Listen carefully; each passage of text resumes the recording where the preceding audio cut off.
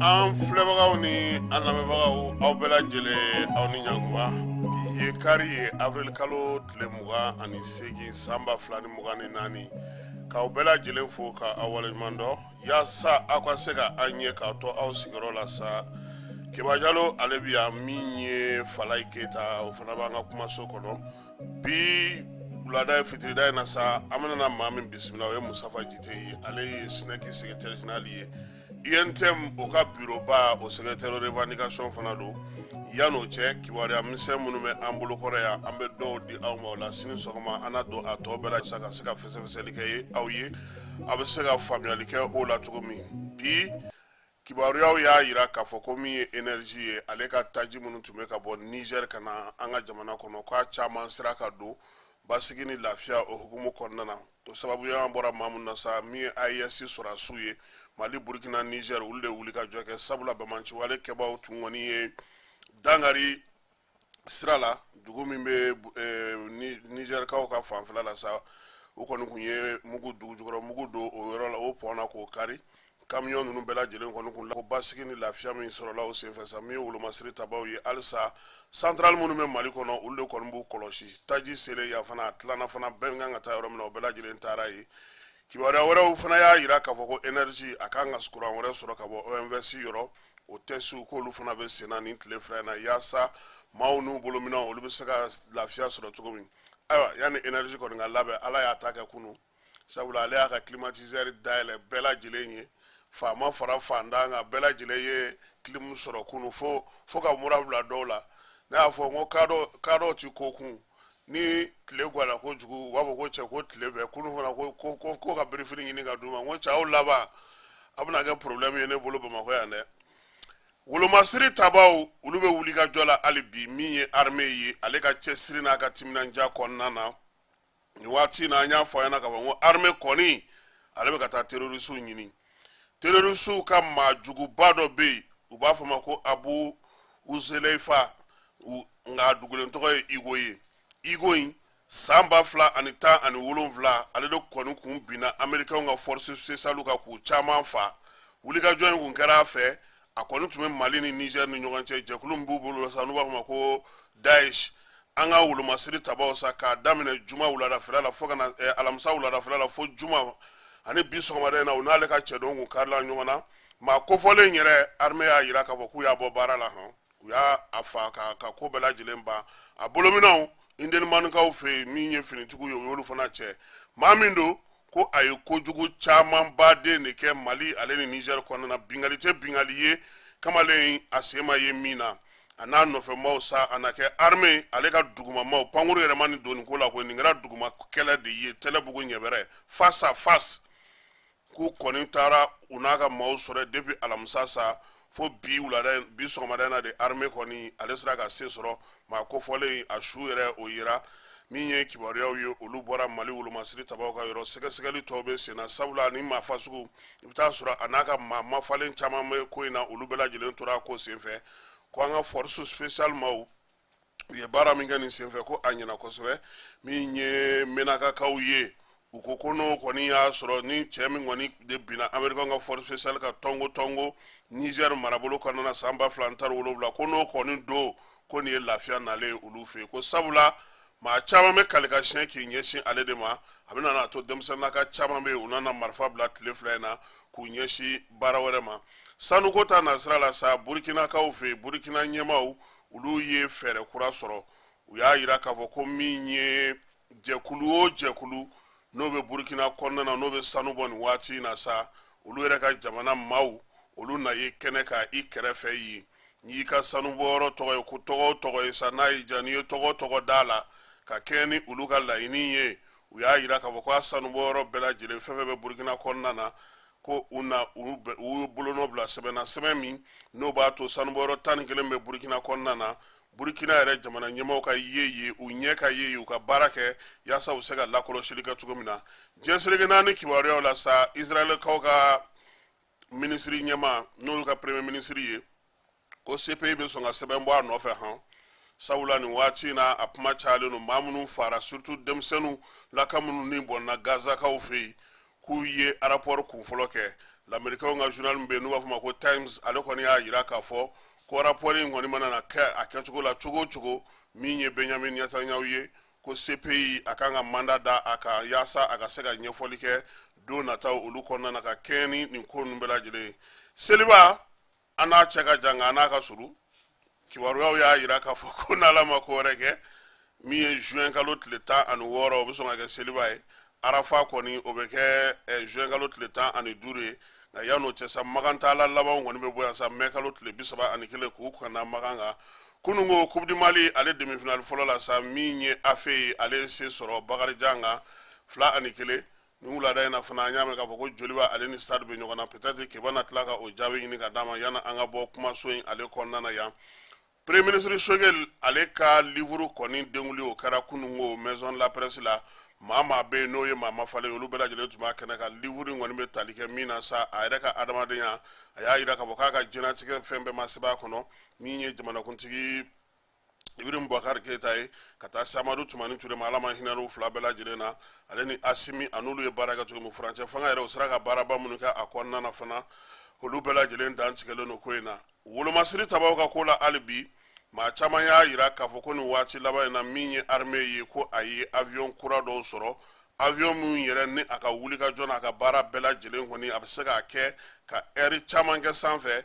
dɔw y'a yira k'a fɔ k'olu kɔni ye pankuru in ye a siɲɛ fɔlɔ la Gawokaw fɛ yen Bamakɔka dɔw serera fana k'a yira k'a fɔ ko nin waati laban ninnu na ko dugutila kɔni fɛ minɛn caman de bɛ don k'a sɔrɔ mankan ma k'a la fɛn ma fɔ i n'a fɔ kɔrɔlen u tun b'a kɛ cogo min na min ye armée ye ko ale ka o baara kɛcogo k'o ka di maa caman ye sabula min ye finitigiw ka kow ye ko olu bɛɛ lajɛlen tɛ se ka da kɛnɛ kan tuguni i n'a fɔ a tun bɛ kɛ cogo min na kɔrɔlen kibaruya telima minnu tun b'an bolo o ye nin ye an b'a yira o la fana k'a fɔ ko n'Ala sɔnna ma sini sɔgɔma an na segin ni kibaruya ninnu caman kan sabula min ye Bamako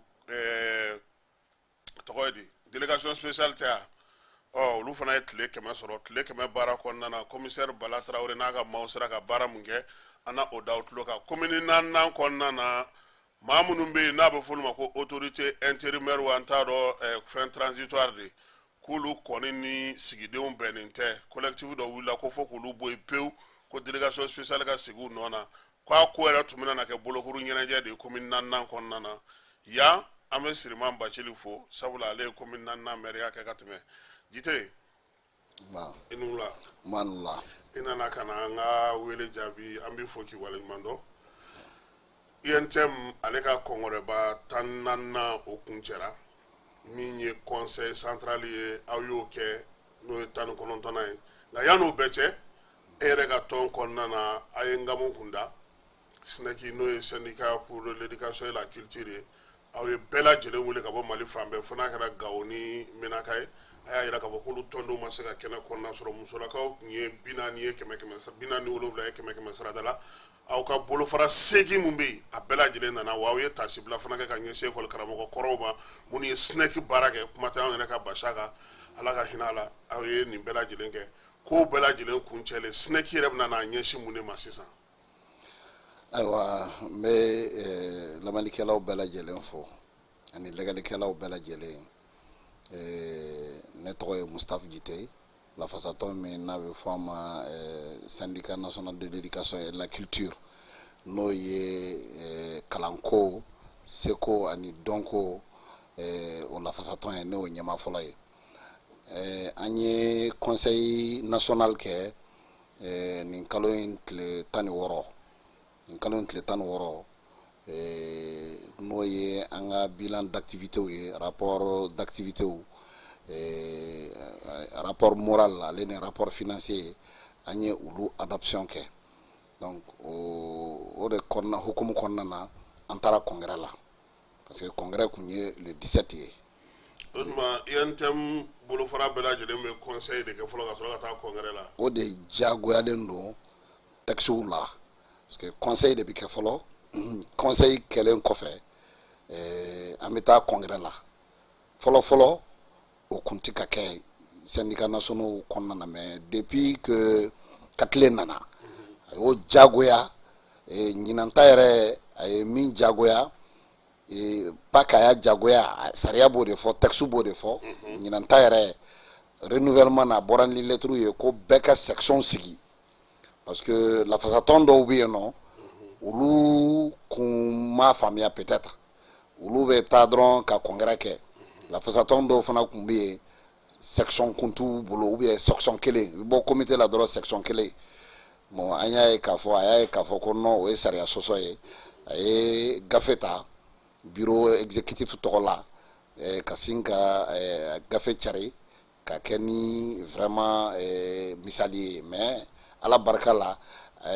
sentadi ni anw sinɛki o kulu kun ti ka anw frappé parce que anw ka voilà section b'an bolo ka kɔrɔ division b'an bolo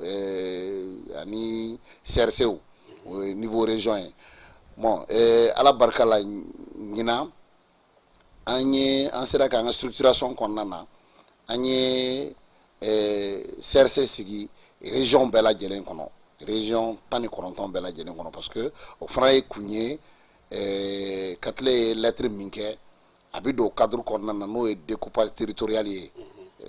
voilà région kura minnu créera ani cercle kura minnu créera ala barika la an sera k'an ka structure sigi a bɛɛ lajɛlen na a bɛɛ représentant CRC tɔ kɔnɔna na olu nana i n'a fɔ i y'a fɔ cogo min na CRC fila dɔrɔn de ma se ka yan sɔrɔ Menaka ni Gao o ye bodi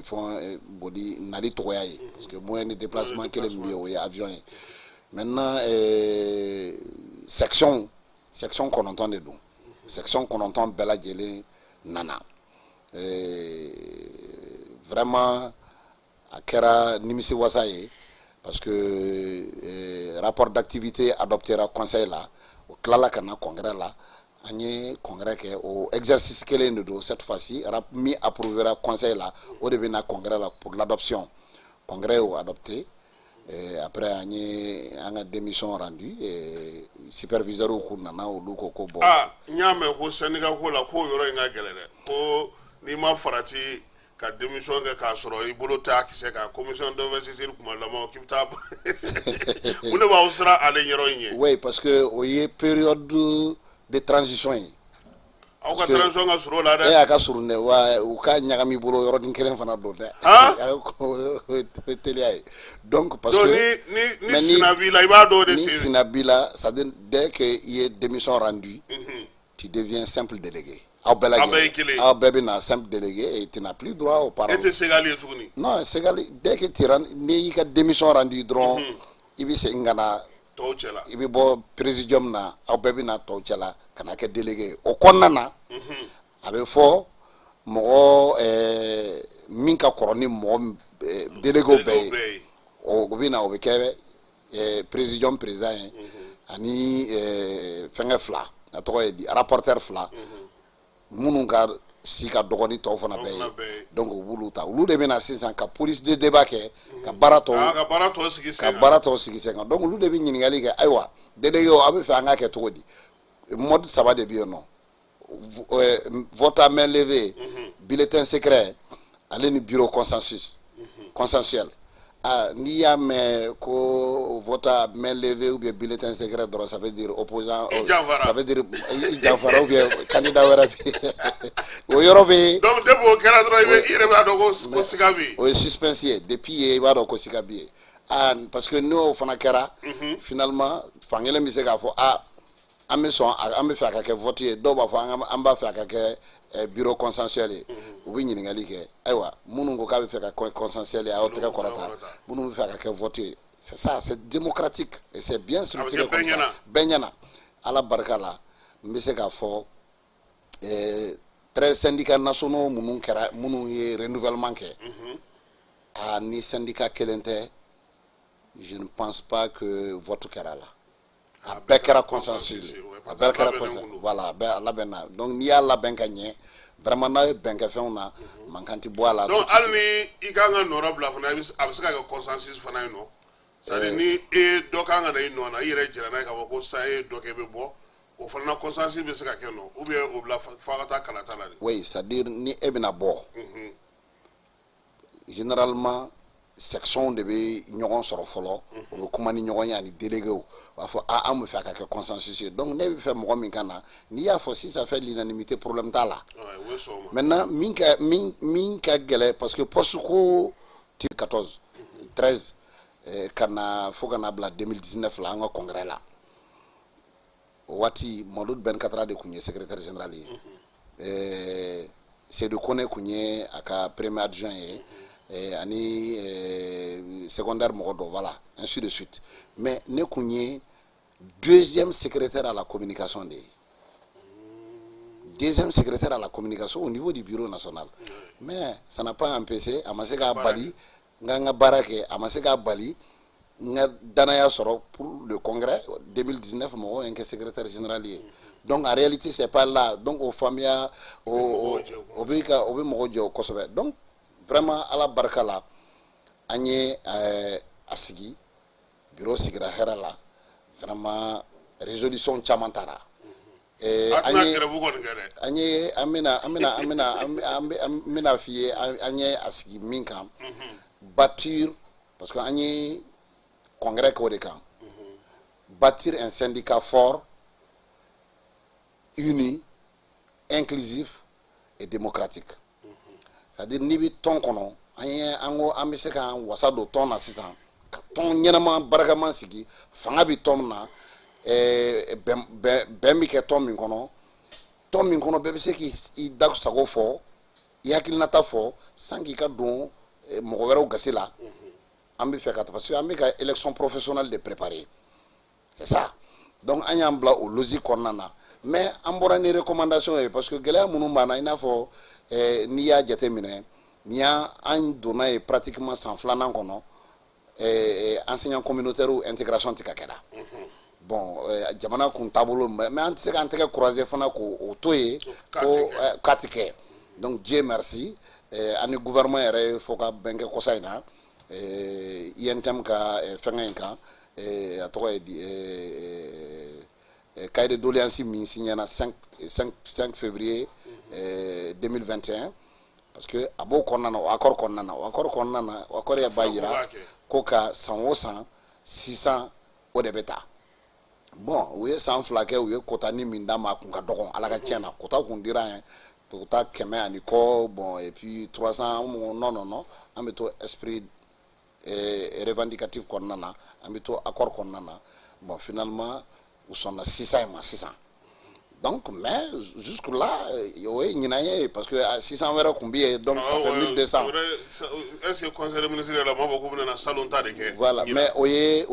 fonction publique des collectivités o ni nin fana tɛ kelen ye voilà donc je crois que o bɛ ka taa en tout cas c'est en très bonne voie a bɛ ka ɲɛnabɔ o sira fɛ quoi maintenant défi min bɛ yen nɔ min ye défi gɛlɛn ye o ye formation syndicale ye c'est-à-dire a b'an ka mɔgɔw jɛ f'an ka kalan kɛ an ka mɔgɔw kɛ yɔrɔ fila la yɔrɔ fɔlɔ syndicat yɛrɛ taabolo syndicat bɛɛ b'a la syndicat bɛ sigi cogo min na syndicat bɛ baara cogo min na a bɛ animer cogo min na i bɛ laɲini kɛ cogo min na i ni jɔn ka i bɛ laɲini kɛ jɔn ni jɔn fɛ e ka niveau n'o ye cercle ye région ye e bɛ se ka ɲininkali kɛ jɔn ni jɔn de la i bɛ se ka laɲini kɛ jɔn ni jɔn na olu bɛ yen mais aussi an bɛ tila k'u former didactique de discipline la u yɛrɛ bɛ ka min kalan an b'u former na parce que o kun ka kan ka kɛ gouvernement de ka baara ye la formation continue donc kalan yɛrɛ kɛcogo la mais ni an m'u kalan kɛcogo la an bɛ siran sini ma sinikɛnɛ u kana taa fɔ aw ka tɔnden minnu bɛ yan hali minnu ye tɔnden ɲɛmaw ye hali école karamɔgɔ yɛrɛ kɛli ɲuman u tɛ se ka kɛ donc an tɛ fɛ ka lagasi n'a ye an ka tɔn kɔnɔ an bɛ an yɛrɛ renforcement de capacité aw yɛrɛ b'o k'aw yɛrɛ an yɛrɛ b'o kan kun an yɛrɛ b'a financer an b'a k'an ka tɔndenw kun donc an ye olu taabolo kɛ maintenant musow jɔyɔrɔ an b'o kɔnɔna na Dieu merci réseau des femmes ba b'an bolo n'o présidente ye madame Bagayoko Diarra Traoré ye ka taa 2019 fo ka n'a bila 2024 san ma kɛ 8 mars kama activité kɛ a ye réseau sigi Mali région bɛɛ la a ye région sigi Mali cercle bɛɛ la a ye réseau sigi commune caman na là où accès bɛ se ka kɛ yen nɔ donc vraiment olu ka an bɛ parce que o ye politique mondiale de ye donc o b'a to anw ka tɔn kɔnɔna na musow ka jɔyɔrɔ lakanalen don mais nin bɛɛ la n'i ye mɔgɔw ɲininka u b'a fɔ ko école karamɔgɔ minnu b'an bolo bi ko an bɛ taa mɔgɔw ta kɔ kan ka na de an ka école karamɔgɔw ma kalan ka ɲɛ u tɛ ka denmisɛnninw kalan ka ɲɛ mun de bɛ na n'o ye. Oui, justement parce que aspect dɔ tun bɛ yen nɔ n'o ye formation continue ye gouvernement ma jɔ a jɔyɔrɔ la an ka tiɲɛ fɔ ɲɔgɔn ye o de ye problème ye hali n'i y'a ye a bɛ fɔ ko école niveau t'u la c'est pas vrai psychologie y'a fɔ o den bɛɛ bɛ na diɲɛ na ni potentialité dɔ ye u y'a kalan kɛ an kun psychologie la cogo min na den bɛɛ bɛ na o potentialité min den bɛ na n'a ye diɲɛ na i n'a fɔ tagamali b'o la ka se ka tagama i n'a fɔ ka se ka kuma i n'a fɔ ka se ka fɛn jugu ni fɛn ɲuman dɔn ka bɔ ɲɔgɔn na donc olu prédisposition minnu bɛ yen n'olu bɛ den bolo depuis a bɛ kɔrɔbaya i b'a dɔn k'a fɔ ni dɔnniya fana bɛ don den kunkolo la a bɛ se ka maintenir a bɛ se ka kɛ dɔnnikɛla ye donc variété en un mot en réalité. Lakunini de kan ka kɛ. Mais c'est clair donc l'éveil de conscience maintenant problème ye min ye enseignants bɛ former école de formation na mais n'i y'u former école de formation na ani pratique réellement sur le terrain c'est diamétralement opposé souvent. Maintenant nous o bɛ innovation san o san an degera mun na canadiens bɛ na américains bɛ na u bɛ wari di gouvernement ma ministère de l'éducation o b'a éjecté u b'a fɔ a ye n ka nin politique don voilà politique pédagogique donc ni enseignants ma former na u tɛ se k'a kɛ c'est pas possible par exemple n'i ko ko bi bi in na an y'a dɔn jamana ɲɛmaaw ye an ka langue kɛ langue officielle ye mais a tun bɛ pratiquer curriculum na l'utilisation des langues nationales an ka kan k'o don kalan na mais en réalité a formation kun ka suma maa caman tɛ se ka kɛ donc ni e kasum taara sisan nɔ ka taa e bila je sais que bon comme madame ye kɔrɔbɔrɔ ye n b'o kalama donc mais k'i bɔ yan ka t'i bila c'est clair parce que an de ye muso d'i ma donc an ye Tɔnbɔkutukaw ye donc k'i bɔ yan ka taa n'i ye Kayi ka taa Kayi kasonkɛ kalan k'i ko o fɔ ekɔlidenw ye n'i ma farati ekɔlidenw bɛ yɛlɛ i la o. E ko tun ye kalan ye. Voilà olu bɛ donc i y'a ye bon mais en réalité langue kalanni koba de don éducation kɔnɔna na parce que jamana si tɛ se ka développer n'i ka langue yɛrɛ tɛ bon maintenant o min kɛra disposition jumɛn talen don pour que ka école maîtres ka former o la sinon fɔlɔ an ye min kalan gafew kɔnɔna na Modibo temps kɔnɔna na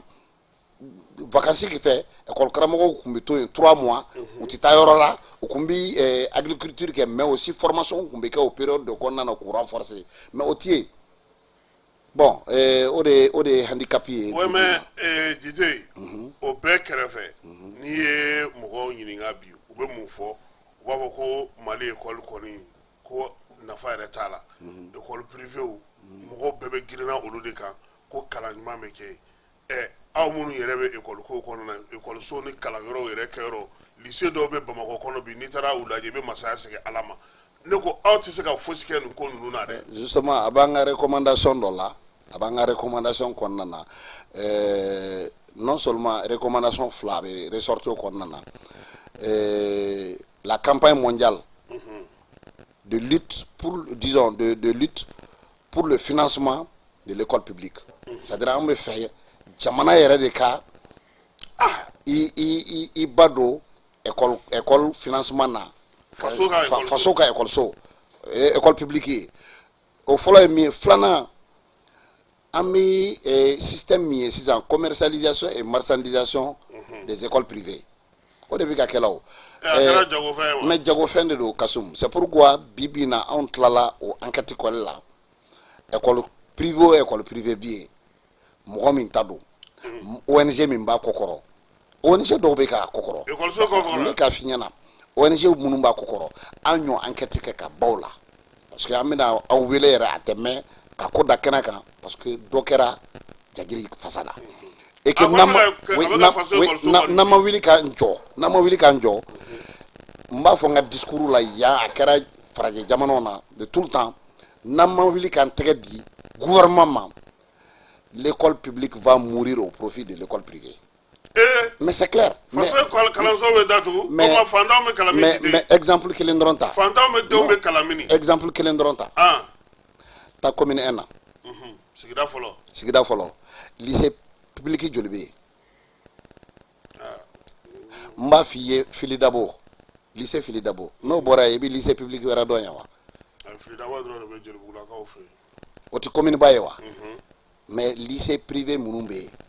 Une école professionnelle non mais à 40 et quelques donc oui mais avec donc nama frati abina ke abina dore lycée public qui le voit le gao mino de fio donc partout ni attaque à légé c'est là où justement danger bi ka ke woro de là c'est pourquoi on be ka keleke ala nga plateforme revendicative là depuis 2016 le financement de l'école publique, disons le financement du ministère de l'éducation, disons de l'éducation sur le budget national. Jamana waro de bi kan un système financier nous jamana munu ko ka financer bon bi ambeka heureusement que transition beka anga yerma horoya segama ka to beke pour anga segan yerma mais nama OK partenaire munu me wardima ni programme initié ni programme keta ni programme innovation ke ano mais wardima ni condition de yo donc anga bore konana an yere kan anga budget école financière na yere ka budget national et puis atsekata fin flafé fin folo e mi ka école so jo chama flana ka école karamo recruter parce que ni école so jo ni école karamo tie problème lo ni école so jo ka école karamo bla ka équipement bla ka formation continue ke mba dima 100 ans ambe ko fo sous région na manga première place mais monu la aw reka école karamo do sengele me privé la sengele me public la o de mankanka ke mene justement abo clinique mais justement o de mankanka ke parce que o de ka kanga kele mbe ka fi o de ka kanga kele parce que on yere de be tlaka privé fana alimenté ni école karamo yi on yo ka ressources humaines pour la plupart o de danger école privée en tout contrôle là parce que à section ba on fait non section privée laïque bien mais école privée où munu be cadre juridique respecté même programme officiel respecté ulu manchao ulu ka kan to eno donc no programme wala jamana programme de kama justement ya bon maintenant ni ya jete mina kuma do la ibi munye terrain kan togolew beninoa ulu ka cha bi avec un kuma do la bi a ben dusukun yana ki dusukun fa bi wuli ki jore la fasali tonye oui et dusukun ma fa ma dusukun me ka chogori justement yet nyafo mais la fasali ton ame kanka nga barake ambi kanka interpeller gouvernement interpeller ambi ka feroke ka sigi senga pour que anga sekana ulu fendo sigi senga aba oye kalandenw ni école karamogo yi nga buta kalanga somi yere kono ni yo do laje bi ibe masaya sege alama ne reba ga nyini ngali ke kuma do la no ya soro kalanso nunu ni gouvernement ta do quoi parce que ne be lycée don bamako lycée public maître école karamogo mogo betay ferli kalaw dala bebeta wal nyege ni la école so re nyege kale no sans interdit bema al maître tam tumbe ko sana nyame ko o fana yane école kata gardien o kunyo dale abedo na nyona bon ni mesaka to di ika kalange oui justement c'est à dire au lot de la Kasum est-ce que l'éducation est bien non ministre de l'éducation bien ani ngal loge parce que tika no école problème do de bien fanga fo nyoni président Salikou Ningo président, je crois que le président des partis politiques de Kundo. Il était président d'un parti politique. Voilà, il était président d'un parti. Voilà, ok, d'accord. Donc voilà. Donc ben, le ministre Salikou a un forum qui est sous ATT, Forum national sur l'éducation. Au Konana, à Fora, que l'école en mode décentralisé, en tarando aux commissions qu'on a. Mais la sous-commission école mode décentralisée. La sous-commission en otage. À maçon. Parce que la collectivité de quelqu'un qui est une sous-commission, parce que oui, parce que an n'olu ma faamuyali kɛ a yɔrɔ la a faamuyali ye min ye ne taara ne yɛlɛla ne ko n ko an tɛ se ka bɔ nin kan n ko min ye école ka école maître ka carrière gestion u ka sara u ka mutation a y'o to état bolo mais min so jɔli ye puisque la décentralisation est irréversible école so jɔli ani ka gafew san aw ko occuper o la en plaisanterie ne yɛrɛ ko non aw a y'an to ye bɛɛ n'i ka baara don aw ye mairie fɛnkɛw ye a y'a to anw minnu ye spécialiste ye mais o y'an bila en minorité le texte a passé mais a kɛra mun ye bi bi in na l'histoire est en train de nous donner raison bi bi in na mɔgɔw b'a fɔ ko mauvaise répartition parce que yɔrɔw bɛ école maître tout mais si l'État le ministère de l'éducation nationale ne fait pas faire la mutation aujourd'hui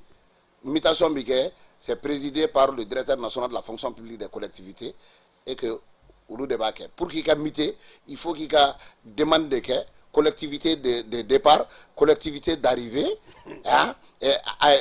service d'arrivée ou cap d'arrivée cap de départ donc o fana ye mun ye et puis fɛn bɛɛ bi école karamɔgɔ de bɔ entretien tout des classes il k'a fɔ cogo min na l'entretien des classes l'équipement tout ça revient aux collectivités c'est pas le ministère de l'éducation si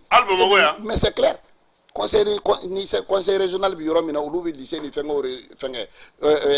commune bi yɔrɔ min na maire de b'u fɛnkɛ c'est pourquoi ministère bi ye coquille vide de don en réalité ministère ka mɛn mise foyi ci sur les ressources humaines mise foyi t'a kan non ministère ka jɔyɔrɔ ye jumɛn ye mais o ye politique d'orientation éducative ye ani a bɛ se ka DECAP ni DAE minnu nommé a banna ani ka voilà programme officiel ni fɛn ninnu sinon la gestion des ressources humaines ka examen organisé a banna même l'examen organisé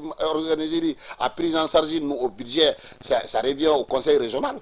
au niveau des lycées ou autres oui c'est ça en réalité olu de bɛ jɔ n'a fɛnkɛw ye c'est clair le transfert de compétences et le transfert de mais mun aw tɛ ninnu mais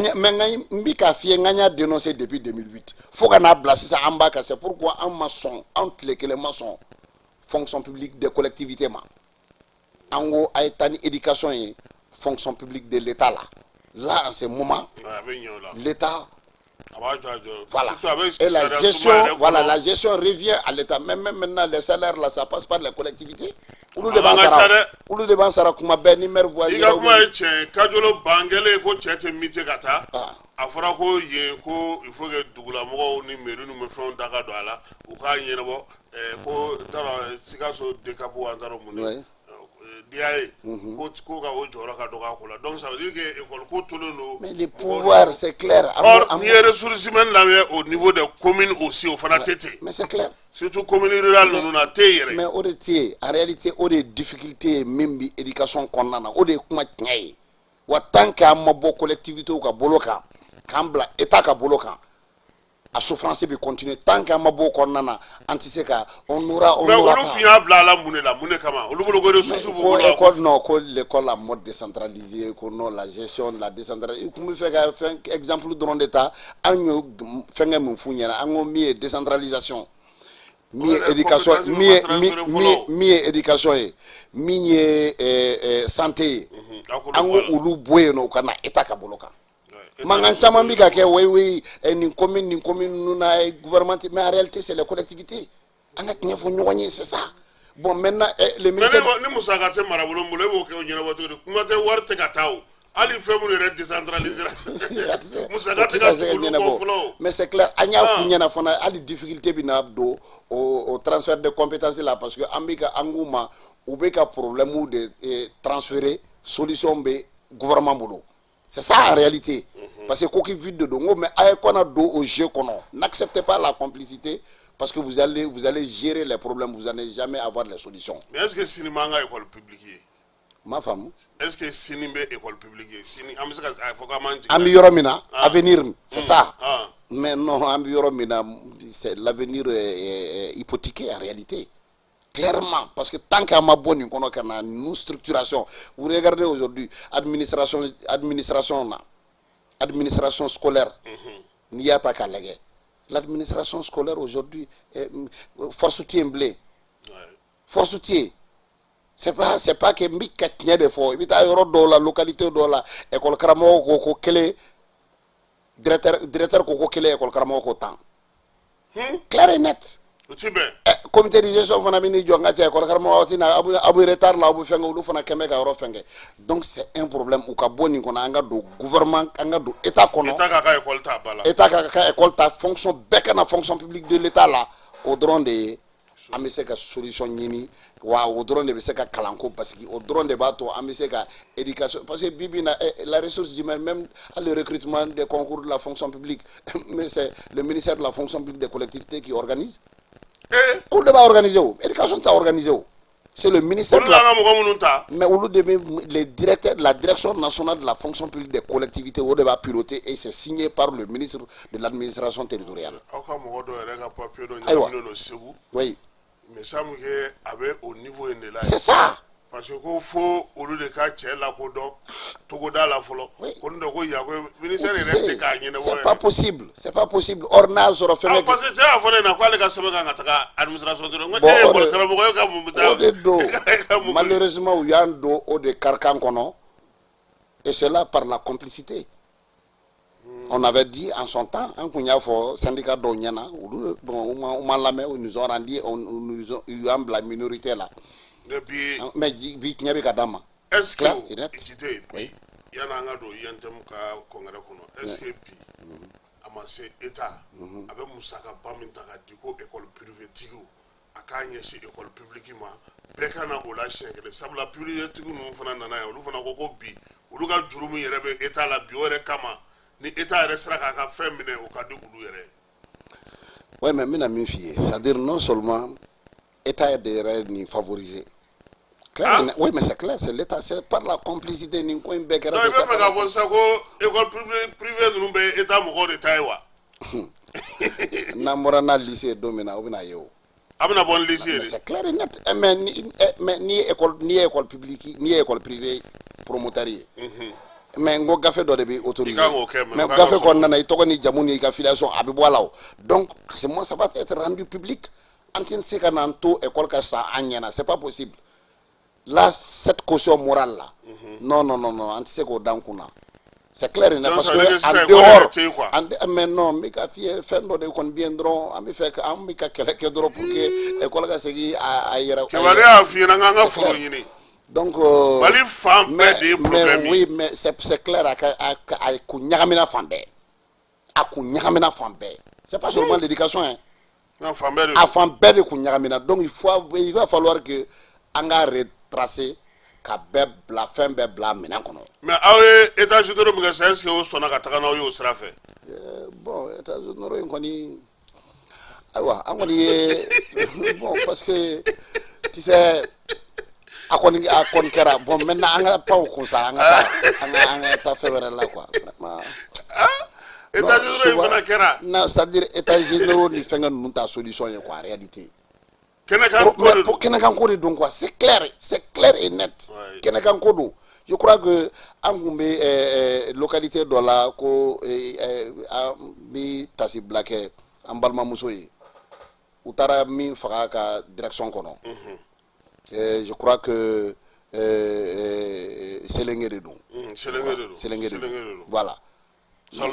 Parce que tout simplement, défense doit être mais c'est clair, défense est minier. École Koutourou, école bas, n'y a à blas en place. Mais le surveillant, un surveillant doit être nommé. Au surveillant de Bissiki, Mogo corps étranger ou corps étranger manado, amena Mogobe Karsala, Ebe Bomé et Mogoba la Jumena, Obe to Quadi, Kato Tiki Fedo. Donc, nous, Amogobe Kasum Nobe, Tejo for Kasum Karola, ni Kasum be direction Gonobi, Kasum be Classicono, Anikoka Mogobila. Donc, Obijo Kasum ba certifié à Madon, Obisekata. Et il regarde. Mais c'est clair, mais ni nana donna salo kono i nana gana fenge donc au façon donc c'est clair bon mais et puis ali surveillant kata surveillant kumbe pratiquement parent de vous béton nani mi fengera e karsa mana tu as vu bon, il va falloir que anga segi anga faire nous structurer c'est pourquoi nekima mais c'est clair c'est pourquoi nekima ko ko minier ko tiɲɛ ye min ye an kana dabiri ninnu kɔnɔ kɛ c'est pas bon. a tɛ foyi ɲɛ. non kɛnɛkan ko de don et des mesures directes. ne bolo minnu nana ko refondation olu kɔni kan ka se ka école ko in kɔni falen sa n'o y'a sɔrɔ ko wɛrɛ t'a ko la. mais an fana kumana ka dɛsɛ an kumana ka fɛnkɛ kɛ an y'an ka porte an y'a f'u ɲɛna c'est vrai que éducation ma se ka u b'a fɔ an ɲɛna la porte n'est pas ouverte tout mais n'an n'i ye entretien 2-3 kɛ an ye kuma f'i ɲɛna an ti ka ye mais c'est clair parce que i t'i ka taa lamɛn ni hakilina wɛrɛ b'i la an b'i ye k'i to yen. C'est clair parce que an b'a dɔn k'a fɔ an taara yɔrɔ o yɔrɔ ɲɛ bɛna laban. est-ce que ne bɛ se k'a fɔ ko école bɛ pour la forme seulement a bɛɛ kɔni école de bɛ yen dɔrɔn mɔgɔw bɛ ka ɲɔgɔn musalaha kunna. mais o de don sa an ka continuer. ayiwa an lamɛnbagaw n'an filɛbagaw min ye Musafa Jite ye ale de b'an bolo bi SNEC n'o o ye école karamɔgɔw ka lafasatɔn ale ni seko ni dɔnko bolofara min b'an ka jamana kɔnɔ science éducation et culture an b'a fɔ ko o de b'an bolo yan bi. INTM ale ka kɔngɛrɛba fana kɛra u ye ale kɔni to a nɔ na secrétaire de l'éducation na ne ko ɲinan kɔngɛrɛ in yɛrɛ kun bilalen don hukumu jumɛn kɔnɔna na aw bolo. c'est-à-dire kɔngɛrɛ in an y'a bila min na an bɛ rénovation de kɔnɔ c'est clair et net mais n bɛna n da don kɔngɛrɛ kɛli la wallahi kasum ɲinan kɔngɛrɛ a ɲɔgɔnna organisation préparation matérielle a mɛnna n ye congrès caman participer mais ɲinan ta a ɲɔgɔn ma deli ka kɛ. INTM a ɲɔgɔnna ma deli ka kɛ parce que tout simplement mɔgɔ min b'an kunna parce que n'ale kɛra sisan an tilala k'an ka danaya kura ya k'a kɛ n'an ka secrétaire général ye n'o ye Yakuba Katile ye a y'a ka marque de bila depuis a nana a ko non fɛn dɔw kun bɛ ka kɛ syndicalisme na il faut k'olu ka dabila donc an ka taa au départ mɔgɔw hakili la k'a fɔ non a bɛ tulonkɛ la tout mais i b'a dɔn bamanan don a tɛ pressé mais n'a bɛ objectif min nɔfɛ masinako n'a bɛ objectif min nɔfɛ a b'a atteint fura foyi t'a la mais o kɔnɔna na maa minnu y'an dɛmɛ kosɛbɛ yɛrɛ ka ko in sigi sen kan o ye an bɛ tasi bilakaw ye Ousmane Traoré ani Akibu Bouare CNDS président Ousmane ale ye les vice-président ye bibi na olu kɔni fila bɛɛ ni na u taara définitivement olu bɔra bureau la très honnêtement mais INTM y'o de i tɔnden tɛ se ka bɔ tɔn kɔnɔ a bɛ n'a fɔ kɔmɔtɔn y'a dɔn donc vraiment parce que tout simplement u ye tasen dɔ ye Katile la olu kɛra o tasenw sinsinba ye wajibi don an minnu fana kun b'u kɔrɔfɛ n'an y'u dɔgɔninw ye an ka kan ka taa o tasen kelen fɛ an ka kan ka taa o tasen kelen fɛ k'o fana sinsin y'a dɔn n'i ye kalaya kɔni fɔ mɔgɔ t'anw bɔ an sumanen de ye voilà donc an ka kalan mais n'i nana syndicat kɔnɔna na à des niveaux de responsabilité i n'a fɔ INTM parce que INTM ye damana gouvernement de ye ale ka jugu gouvernement conseil des ministres bi kɛ mercredi don min na o don kelen fana b'an ka conseil des ministres kɛ o kelen wa an bɛ fɛn bɛɛ analyser bureau ba in kɔnɔ yen nɔ mercredi o mercredi u bɛ conseil des ministres extraordinaire kɛ an fana bɛ conseil des ministres extraordinaire kɛ parce que jamana baara kɛ bolofara si tɛ Mali kɔnɔ yan ani Mali kɔ kan pratiquement anw tɛ yɔrɔ min na an bɛ jamana ko bɛɛ kalama an bɛ information min kalama kuma dɔ la hali gouvernement yɛrɛ t'a kalama parce que la primauté de l'information b'anw de bolo voilà directement donc maintenant a ye paysage changé a ye stratégie changé a ye kɛlɛkɛcogo changé il a réussi à tout ça hali an taalen conseil économique la n'ale kɛra a ma ɲini ka taa contrairement à ce que les gens pensent anw de nana ma ni mɔgɔ conseil mɔgɔ wɛrɛw de taara fɔ a ɲɛna anw bɛ fɛ ka kɛ président ye non an ko de i bɛ kɛ président ye donc ale ka a ma ɲini anw de y'a ko a bɛ k'a ye wa ala y'a kɛ an taalen k'a fɛnkɛ kɛ a kɛra vote yɛrɛ ma kɛ disons vote kɛra à l'unanimité parce que yen kɔni an bɛ vote voilà donc à l'unanimité il était le seul candidat donc en réalité vote kɛra comme texte y'a fɔ maintenant ka b'o la ka na INTM yɛrɛ kɔnɔ a ye paysage changé cogo min na revendication satisfaira cogo min na mais Kasum an bɛ exemple kelen dɔrɔn ta i fɛ a bɛ san 2 ni kɔ bɔ an ye gafe sɛbɛn INTM Katile ye gafe sɛbɛn ka ci ministre de l'énergie ma a ɲɛ b'a la non fo n ko san 3 ni kɔ an ɲɛ b'a la danger dɔ bɛ ka na coupure d'électricité ni fɛnw n'aw ma disposition ta a bɛ kɛ problème ye an b'o problème kɔnɔ ka ban wa n'i y'a ye min ye bi dɔ ma fara courant sɔngɔ kan dɔ ma fara ji sɔngɔ kan mais INTM de y'an sen da an de y'an sen da ko kan parce que a b'an accord kɔnɔ 2014 oui c'est vrai la réduction du taux d'eau et d'électricité le maintien à leur prix FMI ni Banque mondiale nana ka na ko bɛɛ kɛ k'u bɛ dɔ fara a kan an ko ɲɛt Katile ko ɲɛt mais mɔgɔw bɛ ɲina dɔɔni parce que ni fɛnw tɛmɛna tututu olu fɛnkɛra maintenant n'i y'a ye a mara revendication dɔw bɛ yen nɔ a ye olu bayɛlɛma olu kun bɛ yen nɔ depuis dans les années 60 bien avant 60 depuis dans les années au niveau disons dans les années coloniales oui exemple clé l'allocation familiale c'était 1500 mais on nana Katile nana k'a yɛlɛma k'a kɛ 3500 et 4000 pour les handicapés majeurs réduction de l'ITS de l'impôt sur le salaire an ye nin bɛɛ kɛ la grille fo ka taa 400 ma 400 mais jɔnni y'a kɛ c'est pourquoi j'ai dit minnu bɛ ka kuma anw bɛ yan central ciment kɛ Mali kɔnɔ yan nɔ anw kelen de bɛ se ka fɛn modifier anw kelen de force tranquille ye wa Katile a su faire ça fo ka n'a bila n bɛna f'i ye découpage territorial kɛra mais ni kun y'i dan syndicat wɛrɛw la olu tɛ fɛn kɛ u tɛna fɛn fɔ o Katile y'a ye o yɔrɔ bɛɛ la réunion extraordinaire convoquée ka bɔ ni gafe ye ko bon désormais a y'aw a bila aw kun na k'a fɔ renouvellement minnu bɛna kɛ il faut k'a ka paysage falen o de y'a to INTM ye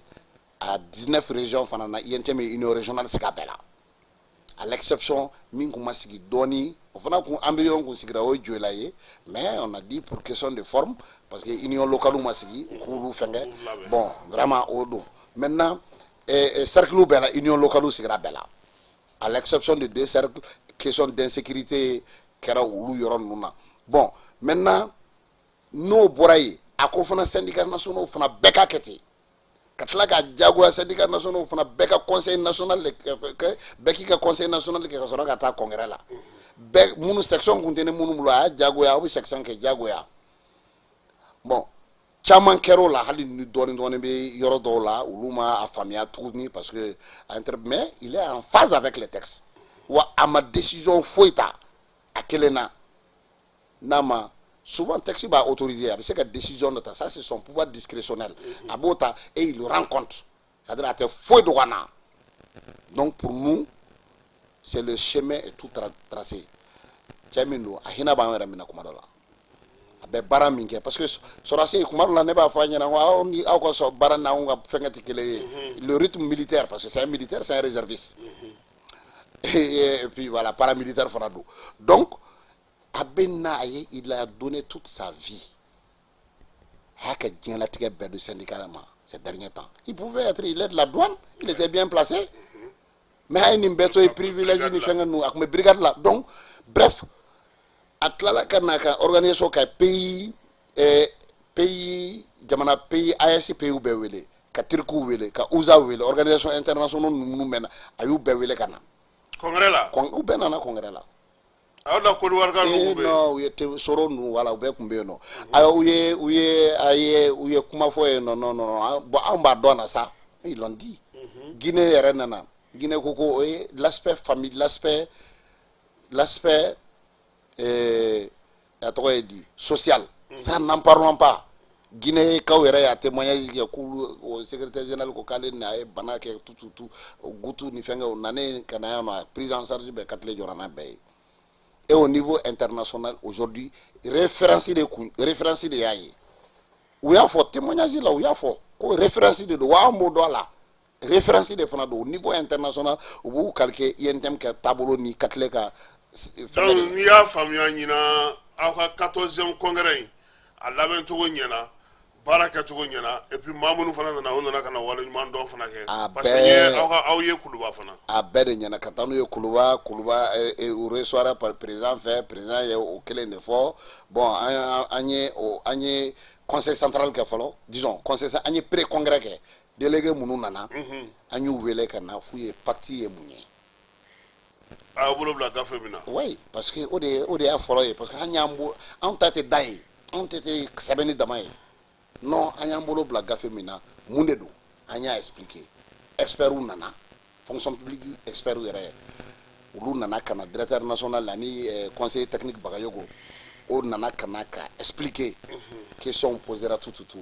mais an ye min fɔ o kelen de don an ko ma pacte in pour que a ka waleya il faut que accord min bɛ an ni gouvernement cɛ an ko olu accords bɛɛ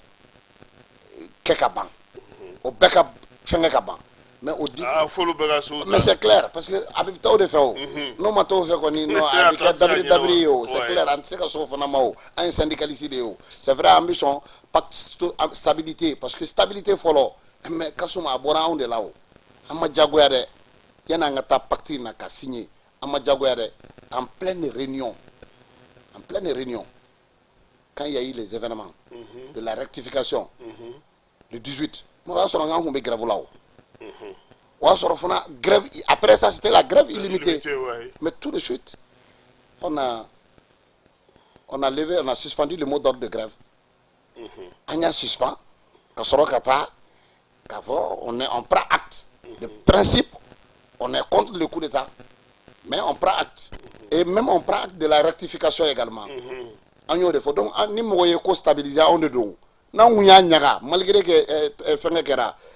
rectification kɛra a kun ti diya dɛ donc an ye ko stabiliser donc o ye an ka effort ye et an b'o contexte de kɔnɔna na tout de suite pour l'intérêt du Mali mais a ye mun ɲini baarakɛlaw fɛ congrès in kɔnɔna na ka mun ɲini baarakɛlaw fɛ oui mais résolution kɛra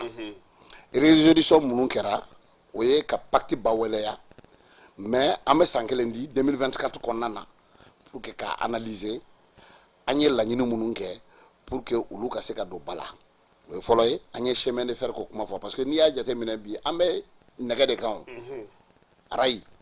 mais an ka bɔ kɔnɔna na dɔɔni an ka moderniser dɔɔni on a la capacité on peut avoir la volonté c'est ça mais c'est clair k'a kɛ i n'a fɔ tramway ye o ma fisa n'an ye o a bɛ minnu bolo olu ma fisa n'an ye o u y'a kɛ cogo min an bɛ se ka taa o kɔnɔna na parce que an bɛ to arayi kɔnɔ arayi u ye nin kɛ tan a bulon kɛra tan non n'an y'a moderniser il faut s'adapter avec la réalité clair et net an ye o fɔ mais INPP ani UR u y'a essayer ka dɔw feere kun ko k'u bɛna feere mais an y'an sen da olu kan o anw de y'an sen da kan an ko non parce que u nana ni gafe min ye ko preneur dɔ ko non olu bɛna INPP san an ye analyse kɛ n'i ye duguto INPP bi quartier min yɛrɛ la n'i y'o yɛrɛ lajɛ o dugukolo yɛrɛ kan o dama olu ye wari min fɔ an ka tɛ tɛmɛ en réalité anw de y'an sen da kan fɔlɔ c'est l'INTM mais après c'est vrai a donna ba la par le président parce que n'i ye président fana sɔrɔ min fana sɔn a ko ma dusu bɛ jamana dusu bɛ min na a ko bɛ ɲɛnabɔ donc ko caman bɛ yen nɔ an bɛ ka olu ɲɛnabɔ mais u y'a fɔ c'est-à-dire Katile il est patient il est très croyant n bɛna f'i ye patience dan ye a fɛngɛ ye et a nana n'o patience ye k'a exiger non seulement à l'INTM mais aussi anw kan sinon e yɛrɛ bɛ dɔɔnin kalama o éducation na min kɛra n'a ye nɔ aw b'a dɔn hali sini mais ni ne ko n bɛ wuli sisan nɔ a ti diya o mais an bɛ ko n'i bɛ tiɲɛ kan i bɛ sabali wa i ka tiɲɛ bɛ segin i ma. ayiwa congrès kɔni nɔgɔyara mais ne ma min faamuya jama ma tila kuma na an nana kuma AES yɛrɛ kan parce que c'est ça orientation min bɛna AES kan mais min diyara n ye an ye min fana fɔ que AES niveau la min diyara n ye o ye o pays saba nin bɛɛ nana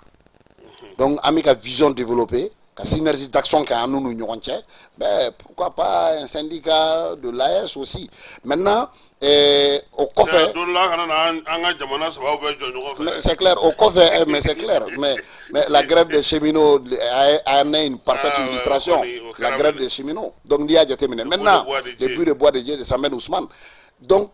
jamana joli donna ñoko fe abe bloquera maintenant agné tassi blaqué barakelaw yi agné tassi blaqué forces armées de sécurité pour la reconquête de Kidal et la stabilisation au nord et la stabilisation au centre ambi au la ire introduction ya fo ou ka disi bado bieno au Benabi donc il faut que parce que ni ya mais ulube barake il faut que front social ka apaiser au front social apaisé li au bateau jamana bi se ka basiki au bateau sera soube barake donc amnye ulu fana fo ka motion spéciale que transition nyamama ka motion spéciale que premier ministre ma anaka gouvernement bela jede mais alibi c'est vrai c'est ambitanouni que ce qui est vrai mais ayin jatemin mais c'est clair parce que ayin jatemin donc ministre do bi sulu sala la et puis anti on va pas déroger c'est clair et net anti non anti côté yefana koy c'est clair et net anti député non fait anti CNTA non fait anti ministériel non fait mais un rôle syndical en bas jouer. Et le dialogue, on tient que moyen même na tien non ma sinsi mais amel la nyini minke présent fait akakuma ka ministre akafo aka premier ministre akakuma ka ministre fait ministre do bi olu kan kosobe mais ministre do bi olu bi syndicat ke na foko wa pacte signé na obi na foko wa pacte signé na anti grave que non commentaire non, commentaire en fait. Parti bi se ka grave balé ni commentaire ni nous ma respecter nous ma ta asrafe. Non, il y a donc il y en a un grave asimba abu genga bon ministériel là. Ça c'est clair et net. Et nous mais c'est clair parce que antinato mo aussi ka non anti ça c'est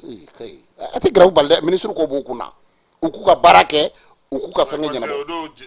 Amadou kuntato do grave là. Aïwa, c'est clair et net, mais c'est clair. Est-ce que Ali permis mogote ko la parce que doléance do bambulo est-ce qu'il va donc faut doléance do papier signé libre dans le cas papier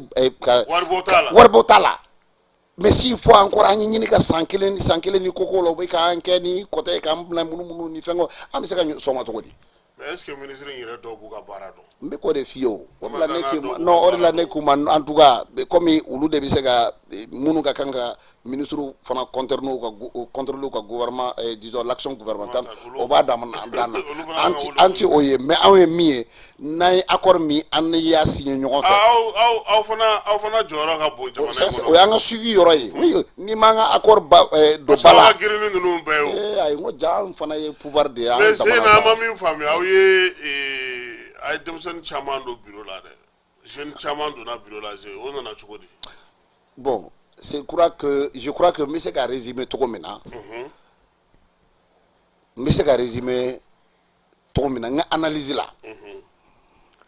En fait, quand les syndicalisme ya negado mogola, sa manière de faire, sa méthode de faire, ay gudo mogola.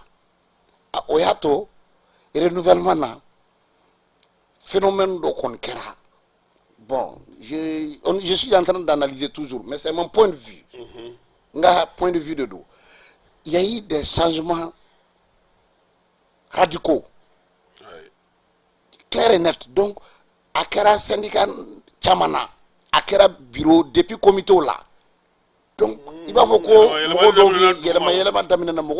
à préparer des wa. Je ne sais pas, en tout cas, à quel codoyer. Ça veut dire qu'il faut bébé fanabi faire gringri que syndicaliste. Finalement, au bout du renouvellement, il y a un bureau Chamani, changement Kerab Chamana. Génou Chamanana. Bon, on ne peut pas. Parce que bébé Jorika syndicat, la bébé syndicat, on te Katlé Tado au Fengan Mouna parce que ça, il ne gère pas. Chaque syndicat est libre de ses renouvellements. Voilà, donc si c'est gars, si à Kanaka, à ti dado à la tout, ni à boire congrès d'ouverture muni, clôture muna, yentem alebina là, parce que ça c'est la personnalité morale, abiola, et puis superviseur ou de l'État syndicat national, sinon les restes là, syndicat bébica renouvellement qui est. Donc, ce truc, cet engouement là des jeunes. Voilà, c'est pourquoi il y a eu beaucoup de jeunes dans le bureau, il y a eu aussi vraiment des femmes, tout. Bon, mais c'est ça. Mais moi, je congrès. Taxi Batoli. Non, faut pas faire. Ouais. Taxi Batoli. Non, Katlé, c'est un vrai chef. Non, Kanat Longa, je te jure. Syndicat tani ça va de combien? Mounou Malaben, Mounou Yuka congrès dernièrement. C'est trois dernières semaines ou bien non, c'est 3 dernières semaines avant le congrès. Il y a un congrès. Sinaki Kumbala. Sinakom Kumbala. Et santé Kumbala. Mais nana, il y a une réunion qui a bon, tant qu'on dira Bema, parce que délai est terminé, à délai prolongé, tout, bon, aujourd'hui on va fixer la date du congrès. Et non, à quelle date le congrès date fixé au Europe, l'anima est lettre bon. Le 25, 26, 27. Et comme il y a la réunion, date fixée, akuma fora mbada be sebeni ke ngo angana na ta tlonga la ngo anga date fixée ngo réunion extraordinaire chez moi wa soro tlonga kuma bo soro matériellement on était prêt, on a préparé tout bon on était obligé d'accélérer anya accélérer anya attaquer parce que akera fona fadeya e an saban nu ni wonche pour ga ngana ke dernier edem ni refa na make oui mais ko defio edem de non santé de kera labay santé de kera labay oui edem de kera edem de kera labay maintenant net la noro santé attaqué doro edem yake donc voilà, donc c'est pour vous dire que il est oui yani sungalo che voilà ani santa de kera allez des exemples allez des exemples, donc ça veut dire tout simplement il tient au texte avec ko ko fo fo ke bita kam ta ka to wa fo de wallahi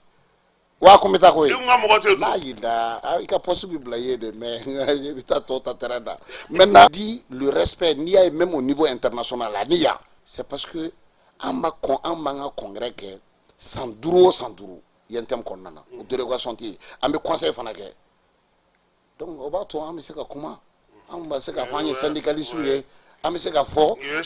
an sariya bateau, donc on est parce que ni a toni délai temena ni mangambora là moko bi se ka fo non, tu n'es pas légitime, tu n'es pas ça, ou bien ça fait combien d'années, même au niveau international on te demande, tu rends compte parce qu'au niveau international ay vice-président nous allons. Donc, on va faire non, mais il y a des délais dépassera, mais aujourd'hui, il veut dire que j'ai respecté les délais conformément. Je crois que le ministre de la fonction publique est à fond, que vraiment mis à yentem ko diale, c'est parce que yentem baka délai respecté. Clair et net. Abaka délai respecté to komi, abaka laïdou fana respecté, y compris dans les cadres du dialogue, mais au tabali ni na fangara ambe wilide, c'est clair. Awa kuma juma mi fe sabra nga wati fana ambado fana ka foko mi yentemi abe défilé labena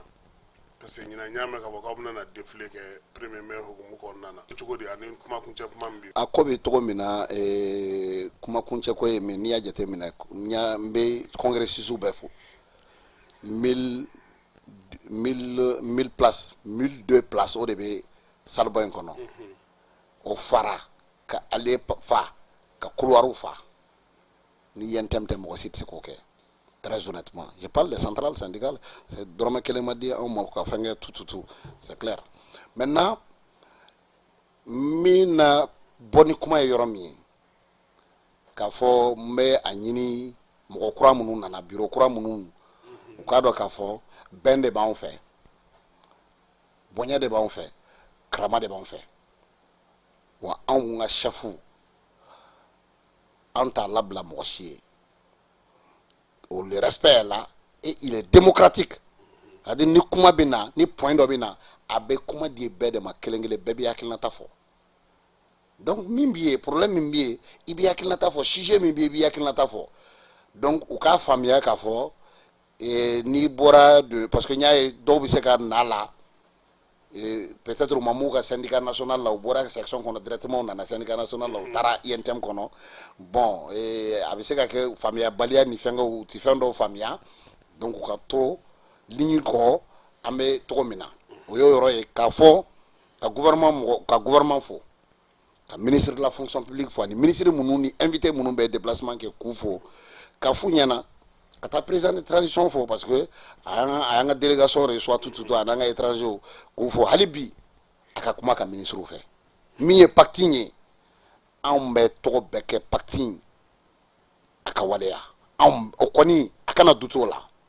agenda franc foyi t'an bolo clair et net mais a ka kuma ka ministre fɛ hali bi u ka en ce qui les concerne kelen kelen bɛɛ u ka jɔyɔrɔ ye min ye pacte ko in na ni accord min bɛ yen nɔ u k'o lawaleya o b'a to an tɛna fɔ ɲɔgɔn kɔ o b'a to an bɛ kisi ɲɔgɔn tɔɔrɔ ma